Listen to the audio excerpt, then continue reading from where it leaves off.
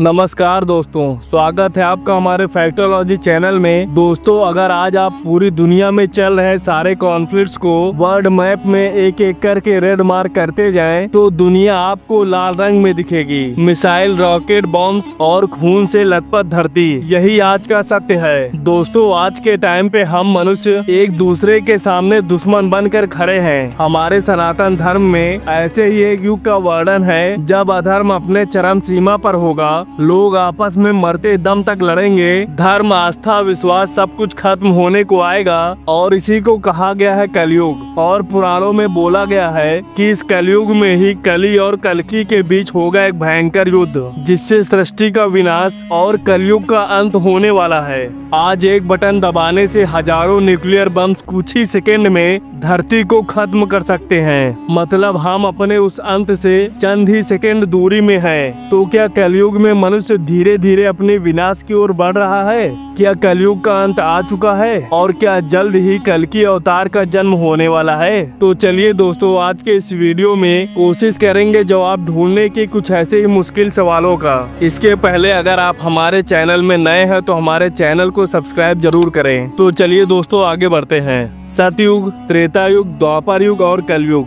यह चारों युग इस सृष्टि की 4 डिफरेंट स्टेजेस हैं, जिसमें मनुष्यों की फिजिकल, स्पिरिचुअल और मोरल एवोल्यूशन को बहुत ही डिटेल में डॉक्यूमेंट किया गया है। वेदों और पुराणों में इन चारों युग को मिलाकर बनता है एक महायुग, जिसका टाइम ड्यूरेशन है 43,20,000 वर्ष। सतयुग में देवता देवलोक में रहते थे और असुर पाताल लोक में। त्रेता युग में धर्म और अधर्म एक ही दुनिया में मौजूद थे, जैसे राम और रावण। द्वापर युग में धर्म और अधर्म एक ही परिवार में दिखने लगा, जैसे पांडव और कौरव। वहीं कलयुग में धर्म और अधर्म एक ही मनुष्य के अंदर दिखाई देता है। इसका मतलब जैसे जैसे काल चक्र आगे घूमता गया, मनुष्य अपने धर्म के मार्ग से थोड़ा थोड़ा दूर होता गया और उसके अंदर काम, क्रोध, लोभ, हिंसा जैसे अधार्मिक लक्षण बढ़ते गए। साथ ही साथ उनकी आयु और लंबाई भी कम होती गई। पुराणों में कहा गया है कि हर युग में जब जब इंसानियत, अच्छाई और चरित्र का पतन होगा, तब तब एक महाप्रलय होगा और भगवान स्वयं अपने अवतार रूप में आकर अधर्म का विनाश और धर्म का पुनर्स्थापना करेंगे। फिर इस सृष्टि की दोबारा शुरुआत होगी एक नए युग के साथ। और ऐसे ही युग चक्र एक साइकिल ऑर्डर में घूमता जाता है। जैसे सतयुग के बाद त्रेता युग, उसके बाद द्वापर युग आता है, फिर कलयुग आता है। देन अगेन ये ऑर्डर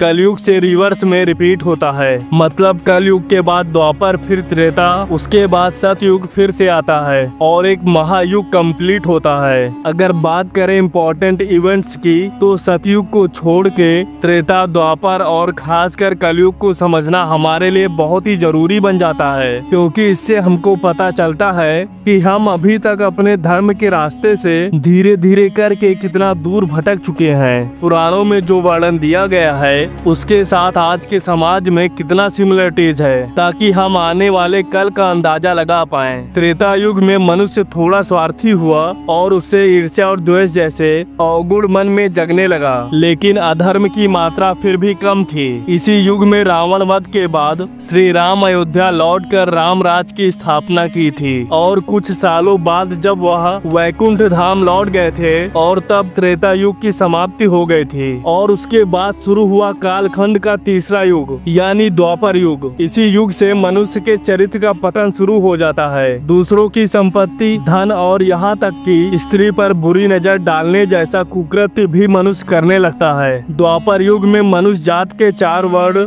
ब्राह्मण, क्षत्रिय, वैश्य और शूद्रों का भेदभाव भी अपने चरम पर था। इसी युग में महाभारत की लड़ाई भी लड़ी गई थी और एक बार फिर से भगवान ने अपने श्री कृष्ण अवतार में आके सृष्टि में धर्म की पुनर्प्रतिष्ठा की थी। लेकिन इसके बाद गांधारी के श्राप से जब भगवान श्री कृष्ण की मृत्यु हुई, तब शुरुआत हुई कलयुग की। कलयुग की आयु 4,32,000 साल है और अभी सिर्फ 5,125 वर्ष ही बीते हैं। मतलब अभी भी 4,26,875 वर्ष बचे हुए हैं। कलयुग में मनुष्य का चरित्र कैसा होगा? पुराणों में इसका वर्णन किया गया है। जैसे ब्राह्मण वेदों का पाठ नहीं करेंगे, क्षत्रिय प्रजा की रक्षा नहीं करेंगे और चोर प्रवृत्ति के लोग शासन करेंगे। हिंसा, लोभ, मोह, काम, क्रोध, वासना, द्वेष, माता पिता का त्याग, स्त्री अपराध, जीव हत्या, तामसिक भोजन जैसे अधर्म इस समाज पर पूरी तरह से हावी हो चुका होगा। और आज कुछ ऐसा होते हुए देख भी रहे हैं हम हमारे आसपास में। लेकिन पुराणों में ये भी कहा गया है कि हर युग की तरह कलयुग में भी अधर्म का विनाश और धर्म का पुनर्स्थापना करने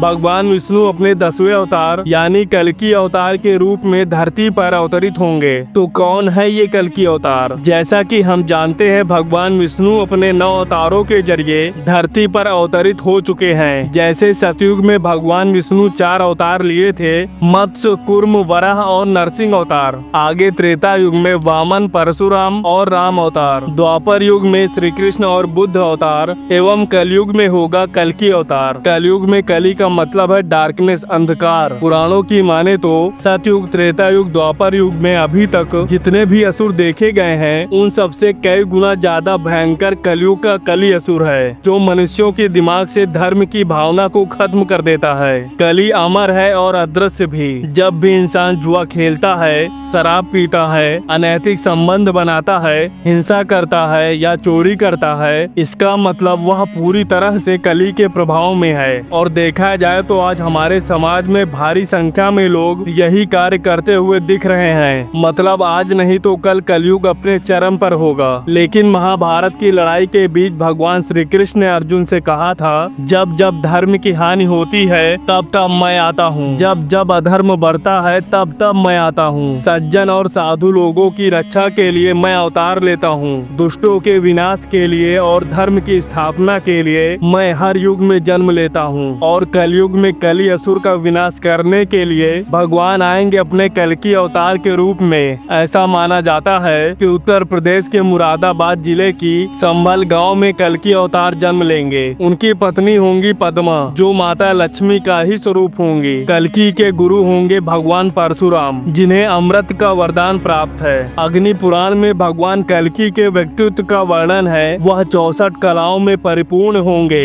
तीर, कमान और तलवार को शस्त्र के रूप में धारण करेंगे और दुष्टों के संहार के लिए देवदंत नाम के सफेद घोड़े पर सवारी करेंगे। भगवान शिव की आराधना से उन्हें दिव्य शक्तियाँ प्राप्त होंगी और उनके तलवार में वज्र जैसी शक्ति होगी। लेकिन कली असुर इतना ताकतवर है कि कल्कि अवतार को भी कली का विनाश करने के लिए 7 चिरंजीवी की मदद लेना पड़ेगा। और क्योंकि कली अमर है तो उसका पूरी तरह से विनाश भी संभव नहीं है। कल्कि अवतार द्वारा कली असुर के शक्तियों का विनाश के साथ ही कलयुग का अंत होगा और फिर से आएगा सतयुग। इसके बाद फिर से कली धीरे धीरे एक के बाद एक युगों में अपना शक्ति बढ़ाता जाएगा और एक बार फिर कलयुग में जाकर उसका शक्ति चरम पर होगा। अगर दोस्तों जानकारी अच्छी लगी हो तो चैनल को सब्सक्राइब जरूर करें।